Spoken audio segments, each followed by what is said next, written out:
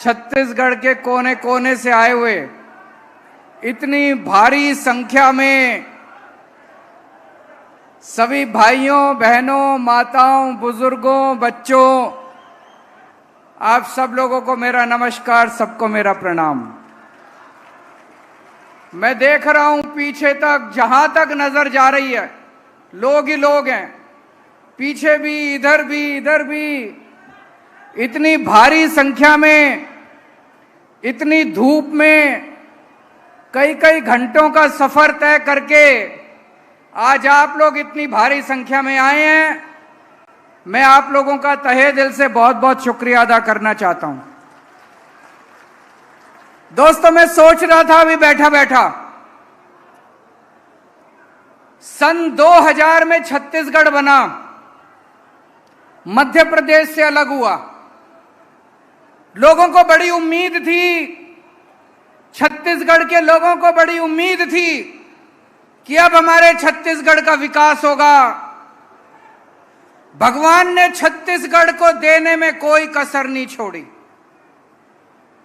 भगवान ने छप्पर फाड़ के दिया छत्तीसगढ़ को।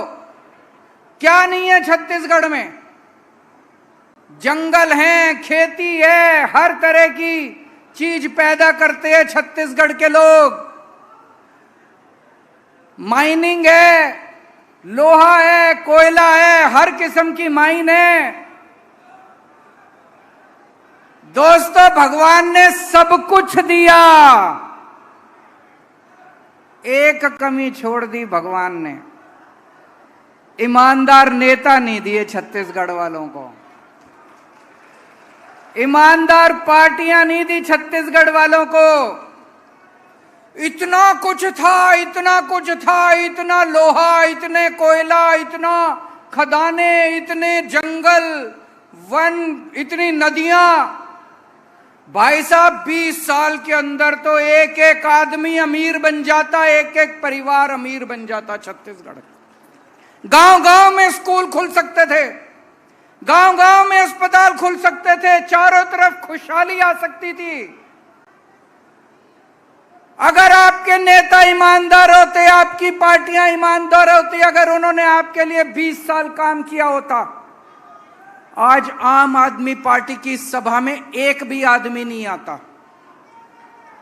लोगों को लगता अगर आप लोग खुश होते बीजेपी से, अगर आप लोग खुश होते कांग्रेस से, तो आम आदमी पार्टी की क्या जरूरत थी?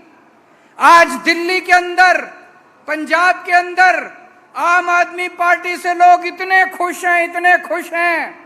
बीजेपी की रैली में एक भी आदमी नहीं आता दिल्ली के अंदर, कांग्रेस की रैली में एक भी आदमी नहीं आता, सब आम आदमी पार्टी से खुश। आज आप लोग आए हो क्योंकि आप बीजेपी से नाराज हो, आप लोग आए हो क्योंकि आप कांग्रेस से नाराज हो। आज चारों तरफ देश के अंदर चर्चा करो छत्तीसगढ़ की, तो केवल भ्रष्टाचार के नाम से जाना जाता है छत्तीसगढ़।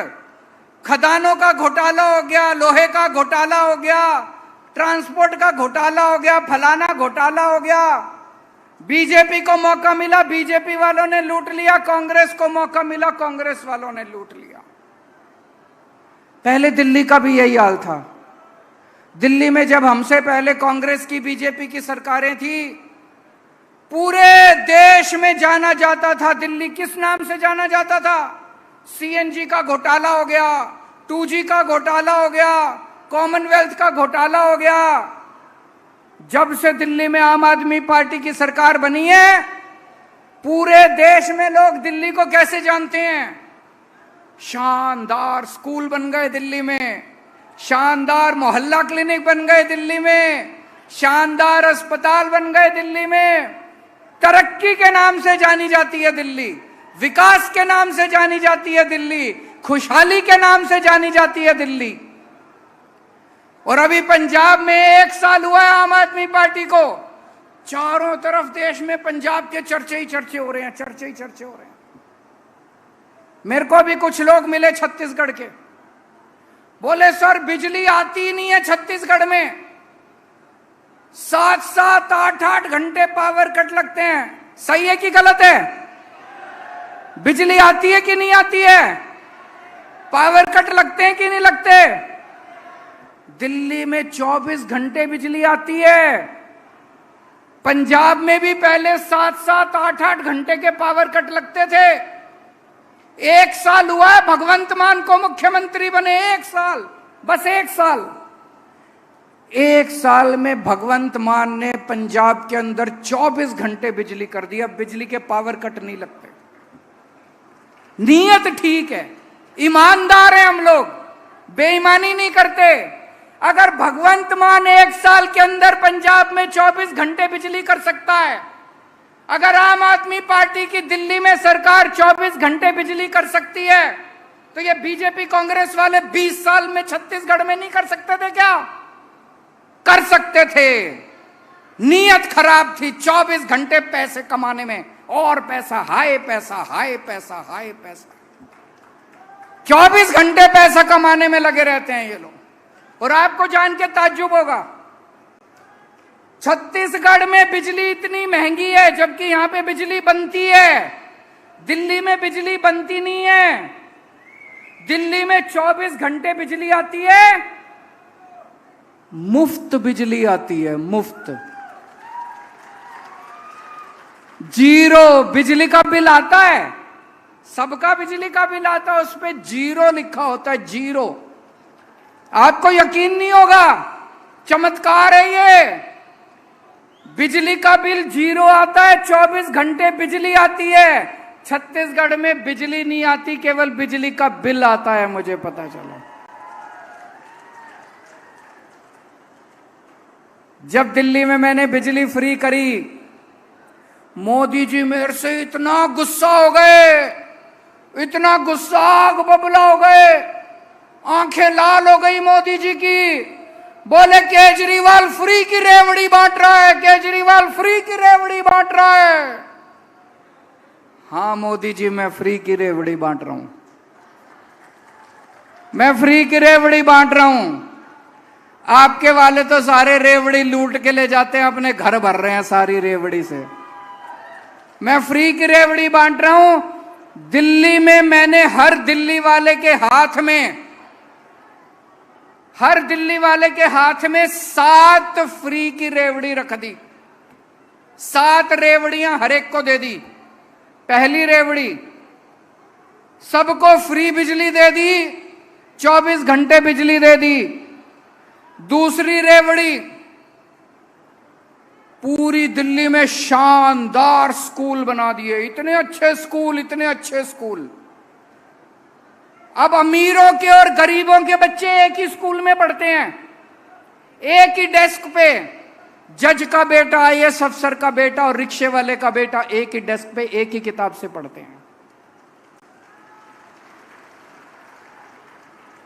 तो दूसरी रेवड़ी मैंने सारे सब लोगों के बच्चों के लिए अच्छी और फ्री शिक्षा का इंतजाम किया है। तीसरी रेवड़ी सबके लिए अच्छा इलाज का इंतजाम कर दिया। भाई साहब, आज इलाज इतना महंगा हो गया, घर में अगर कोई बीमार हो जाए जमीन बेचनी पड़ जाती है, जेवर बेचने पड़ जाते हैं। दिल्ली में नहीं।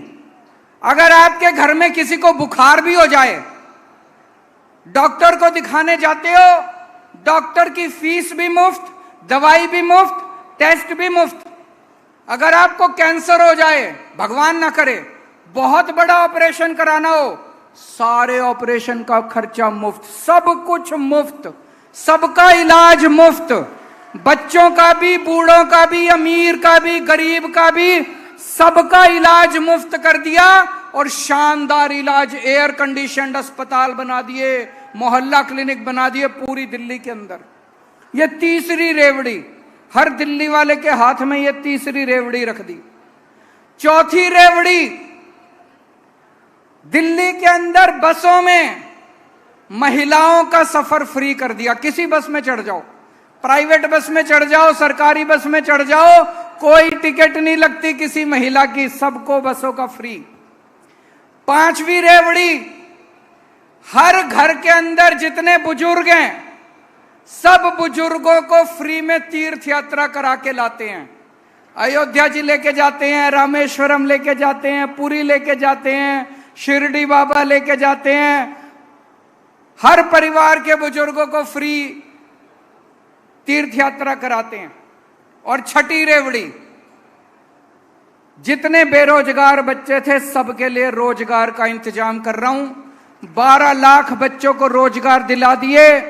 पंजाब में भगवंत मान ने 30,000 बच्चों को सरकारी नौकरी दे दी और अभी 3 लाख बच्चों को और नौकरी देने का इंतजाम कर रखा है भगवंत मान ने। ये 6 फ्री की रेवड़ी हमने हर एक के हाथ पे रख दी। बताओ होनी चाहिए कि नहीं होनी चाहिए? आज मैं छत्तीसगढ़ के लोगों से पूछना चाहता हूं, आपको पहली फ्री की रेवड़ी फ्री बिजली चाहिए कि नहीं चाहिए? हाथ खड़े करके, पीछे वाले भी हाथ खड़े करके बताना। आपको दूसरी फ्री की रेवड़ी फ्री शिक्षा चाहिए कि नहीं चाहिए? आपको तीसरी फ्री की रेवड़ी अच्छा इलाज चाहिए कि नहीं चाहिए? आपको चौथी फ्री की रेवड़ी रोजगार चाहिए कि नहीं चाहिए? आपको फ्री की तीर्थ यात्रा चाहिए कि नहीं चाहिए? आपको महिलाओं का सफर फ्री चाहिए कि नहीं चाहिए? मैं अगर गरीबों के हाथ में थोड़ी सी रेवड़ी रख दूं तो क्या तकलीफ है मोदी जी को?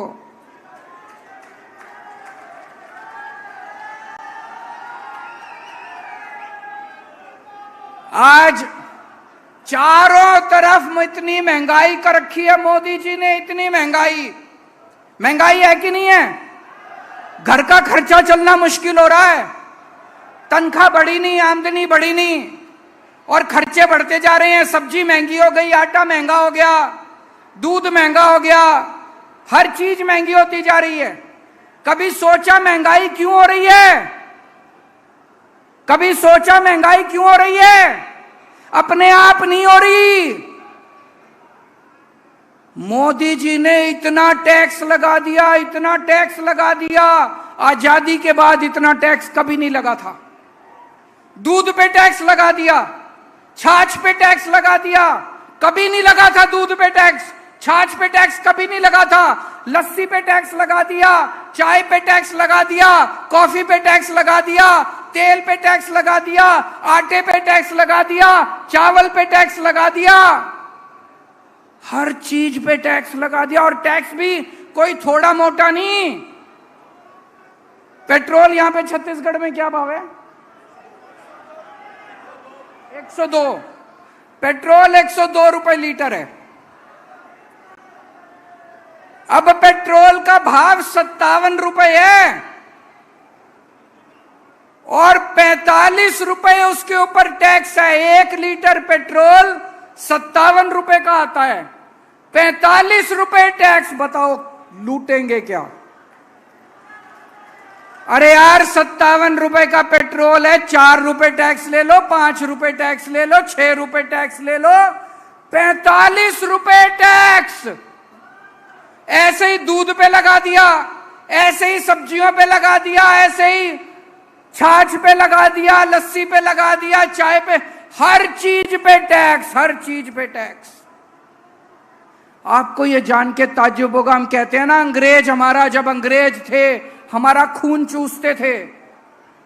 अरे उन अंग्रेजों ने भी कभी दूध पे टैक्स नहीं लगाया था। उन अंग्रेजों ने भी कभी लस्सी पे, खाने पीने की चीजों पे टैक्स नहीं लगाया था। पिछले 75 साल में कभी खाने पीने की चीजों पे टैक्स नहीं लगा। मोदी जी ने तो खाने पीने की चीजें भी नहीं छोड़ी दोस्तों। इतना टैक्स, इतना टैक्स, इतना, इसलिए महंगाई हो रही है। महंगाई अपने आप नहीं हो रही है, ये दाल महंगी हो रही है, खाने पीने की। ये सारा पैसा जा कहां रहा है? इतना टैक्स इकट्ठा करके मोदी जी कहां ले जा रहे हैं? लुटा रहे हैं। किसको दे रहे हैं? किसको दे रहे हैं? एक आदमी ने, इनके कई दोस्त हैं, इनके एक दोस्त ने बैंक से 34,000 करोड़ का कर्जा लिया। 34,000 करोड़ का कर्जा ले लिया, नीयत खराब हो गई, बोला मैं कर्जा नहीं देता। मोदी जी को क्या करना चाहिए था? उसको जेल में डालना चाहिए था कि नहीं डालना चाहिए था? उसका कर्जा माफ कर दिया। 34,000 करोड़ रुपए का कर्जा माफ कर दिया। एक और आदमी का 18,000 करोड़ का कर्जा, 1,000 करोड़ रुपए का कर्जा माफ कर दिया। 11 लाख करोड़ रुपए का कर्जा माफ कर दिया मोदी जी ने। आपसे दूध के ऊपर पैसे लेते हैं, छाछ पे पैसे लेते हैं, आटे पे पैसे लेते हैं, चावल पे पैसे लेते हैं और सारा पैसा लुटा देते हैं अपने दोस्तों के। सारा पैसा लुटा दिया। जितना अंग्रेजों ने 250 साल में देश को नहीं लूटा, इन लोगों ने 9 साल के अंदर भारत को लूट लिया। जितना कांग्रेस ने 75 साल में नहीं लूटा, इतना इन्होंने 6-7। इसलिए महंगाई हो रही है। और मैं आपसे पूछना चाहता हूं, जिस आदमी ने 34,000 करोड़ रुपए का कर्जा लिया बैंक से, मोदी जी ने उसका कर्जा माफ कर दिया, फ्री में कर दिया। मैं पूछना चाह रहा हूं, फ्री में कर्जा माफ कर दिया? कुछ तो लिया होगा।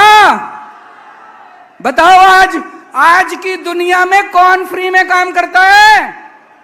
अरे अपना भाई कर्जा माफ नहीं करता।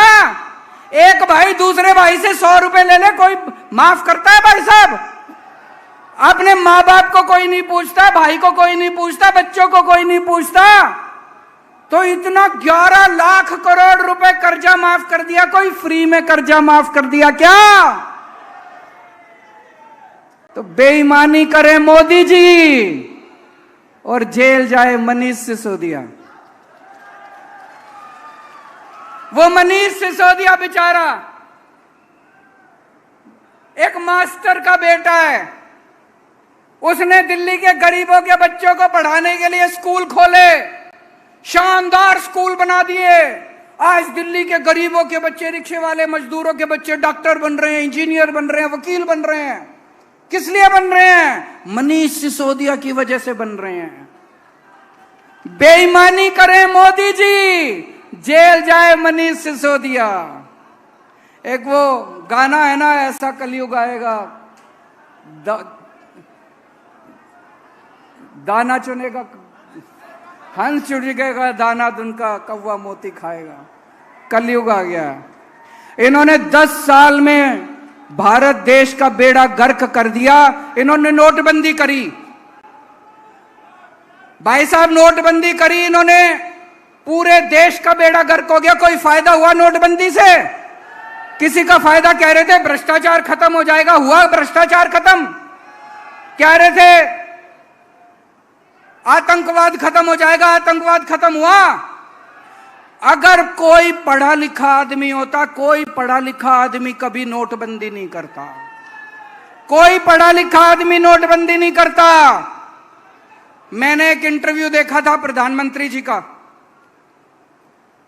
इंटरव्यू करने वाले ने से पूछा प्रधानमंत्री जी से, प्रधानमंत्री जी आप कितने पढ़े लिखे हो? बोले मैं गांव के स्कूल गया हूं, बस कॉलेज नहीं गया। उनका भाषण सुना, भाषण में वो कह रहे केवल गांव के कॉलेज नहीं गया। दोस्तों, मैं आज पूछना चाहता हूं आप लोगों से, भारत एक महान देश है। भारत का प्रधानमंत्री पढ़ा लिखा होना चाहिए कि नहीं होना चाहिए? क्या एक अनपढ़ आदमी भारत की अगुवाई कर सकता है? भारत को पढ़ा लिखा प्रधानमंत्री चाहिए कि नहीं चाहिए? मैं आपको एक कहानी सुनाता हूं। मैं आपको एक कहानी सुनाता हूं। कहानी का शीर्षक है, किस किस ने सुनी हुई है? चौथी पास राजा। ये कैसे, ये कहानी ये दिखाती है कि कैसे अगर किसी देश में कोई अनपढ़ राजा आ जाए तो वो देश का बेड़ा गर्क कर देता है। ये एक महान देश की कहानी है। ये एक ऐसे राजा की कहानी है जो राजा भ्रष्टाचारी था, अनपढ़ था, अहंकारी था और उसने कैसे उस महान देश का बेड़ा गर्क कर दिया। एक महान देश था, बहुत महान देश, बहुत पुराना देश। उस देश के एक गांव में, एक गरीब परिवार में एक छोटे बच्चे ने जन्म लिया। परिवार बहुत गरीब था। तो जैसे गांव में होता है, जब बच्चा जन्म लेता है तो ज्योतिषी आता है, गांव का पंडित आता है, उसकी कुंडली बनाता है। तो पंडित ने उसकी कुंडली बनाई। कुंडली बना के, कुंडली देख के पंडित बोला, माई तेरा बेटा बड़ा हो के बहुत बड़ा सम्राट बनेगा। माई को समझ नहीं आया, मैं तो इतनी गरीब हूं, मेरा बेटा सम्राट कैसे बनेगा। बेटा बड़ा होने लगा धीरे धीरे। उसे गांव के स्कूल में भर्ती करा दिया। बेटे का पढ़ाई लिखाई में मन लगता नहीं था, बड़ी मुश्किल से उसने चौथी पास करी। उसके बाद उसका स्कूल से नाम कटवा दिया।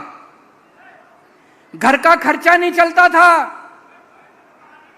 गांव के पास एक रेलवे स्टेशन था। वो बच्चा उस रेलवे स्टेशन पे जाके चाय बेचने लगा,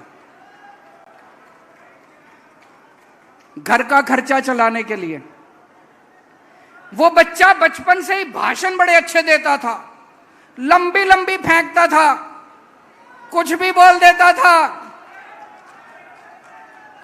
गांव के लड़कों को इकट्ठा कर लेता और लंबे लंबे भाषण देना चालू करता, लंबी लंबी फेंकनी चालू करता। धीरे धीरे करते करते लड़का बड़ा हुआ और जैसा पंडित ने कहा था, कुंडली में लिखा था, लड़का उस महान देश का राजा बन गया। अब राजा तो बन गया, आता जाता कुछ था नहीं उसको, अनपढ़ आदमी था, कुछ पता नहीं था। अफसर आते थे, अंग्रेजी में बोलते थे, किसी भी फाइल पे साइन करा के ले जाते थे। राजा को शर्म आती थी पूछने में, उसे लगता था मेरी बेइज्जती होगी। जो मर्जी फाइल पे साइन करा के ले जाते थे उससे, जो मर्जी फाइल पे। धीरे धीरे पूरे देश में फैल गया कि राजा अनपढ़ है। राजा को बड़ा शर्म आने लगी। एक दिन राजा ने कहीं से एक फर्जी डिग्री का इंतजाम कर लिया। एक एमए की फर्जी डिग्री का इंतजाम कर लिया। राजा ने बोला मैं एमए हूं। जनता ने खूब मजाक उड़ाया। जनता बोली झूठ बोल रहा है, सबको पता है अनपढ़ है। राजा को कपड़ों का बड़ा शौक था। एक दिन में 4-4 बार कपड़े बदलता था, 4-4 बार कपड़े बदलता था। एक दिन कुछ लोग आए राजा के पास, बोले महाराज, इस पृथ्वी पे आपके जैसा इंसान पैदा नहीं हुआ, भगवान ने आपको स्पेशली बना के भेजा है। आप नोटबंदी कर दो और देखो देश से भ्रष्टाचार खत्म हो जाएगा, आतंकवाद खत्म हो जाएगा। राजा बेवकूफ था, समझ तो थी नहीं। उसने देश में नोटबंदी कर दी भाई साहब। एक दिन 8 बजे रात को टीवी पे आया और उसने नोटबंदी कर दी। पूरे देश में हाहाकार मच गया। लंबी लंबी लाइनें बैंकों के सामने, लंबी लंबी लाइनें लग गई। कई लोग मर गए, लोगों के धंधे चौपट हो गए, दुकानें बंद हो गई, इंडस्ट्री बंद हो गई। वो महान देश 20 साल पीछे चला गया भाई साहब, 20 साल पीछे चला गया। एक दिन उस देश में महामारी आई, लोग मरने लगे, ऑक्सीजन की कमी हो गई, चारों तरफ हाहाकार मचा हुआ था।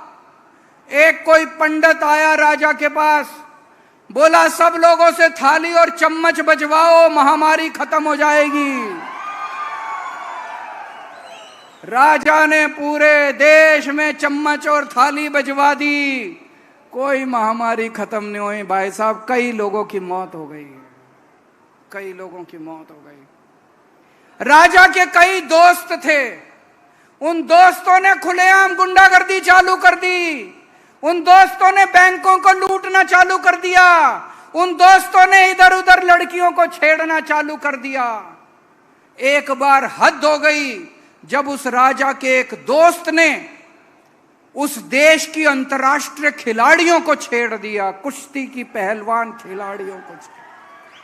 चारों तरफ हाहाकार, चारों तरफ बलात्कार, लूटमार, इतनी महंगाई हो गई, इतनी महंगाई। और राजा एक नंबर का भ्रष्ट था, सब चीजों में पैसे लेता था, सब चीजों में पैसे। ऊपर आसमान में सारे देवताओं ने देखा पृथ्वी पे महापाप हो गया, चारों तरफ हाहाकार मचा हुआ है। सारे देवताओं ने मिलके मीटिंग करी और सारे मिलके शिवजी महाराज के पास गए। बोले, हे महाराज कुछ करो, पृथ्वी के ऊपर महापाप हो गया, हाहाकार मचा हुआ है। ऊपर से शिवजी महाराज ने आकाशवाणी करी। 140 करोड़ लोग उस महान देश के, सबको शिवजी ने ललकारा और बोला, तुम एक महान देश के लोग हो, सब लोग उठो, सब लोग जागो और इस अहंकारी, भ्रष्ट और अनपढ़ राजा को उखाड़ के फेंक दो। और अगले चुनाव के अंदर उस अनपढ़ राजा को जनता ने उखाड़ के फेंक दिया दोस्तों। उसके बाद उस देश ने दिन दूनी रात चौगनी तरक्की करनी चालू कर दी। और मैंने सुना है वो राजा वापस उसी स्टेशन पे जाके आजकल चाय बेचता है। दोस्तों, दिल्ली वालों ने बीजेपी और कांग्रेस को हरा के आम आदमी पार्टी का साथ दिया। पंजाब वालों ने बीजेपी, कांग्रेस और अकाली दल को हरा के आम आदमी पार्टी का साथ दिया। आज छत्तीसगढ़ के लोगों को मैं कहना चाहता हूं, एक मौका दे के देख लो, एक मौका। आप बीजेपी को भी भूल जाओगे, कांग्रेस को भी भूल जाओगे और हमेशा के लिए आम आदमी पार्टी के साथ रहोगे। भारत माता की